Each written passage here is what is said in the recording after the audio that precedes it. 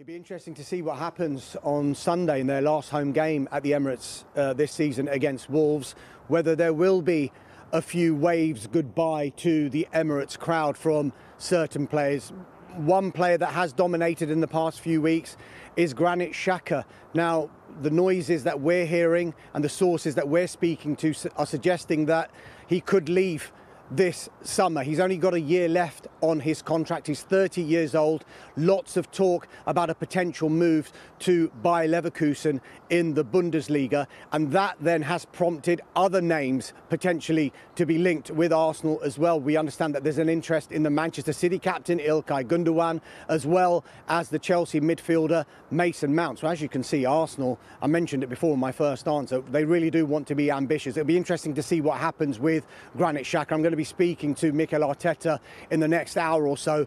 He's not going to give much away with regard to who's arriving and who's leaving just now until he knows concrete who's arriving and who's leaving this football club. Another name who was gave Arsenal fans one of their greatest moments this season when he scored that late winner against Bournemouth at the Emirates is Reiss Nelson.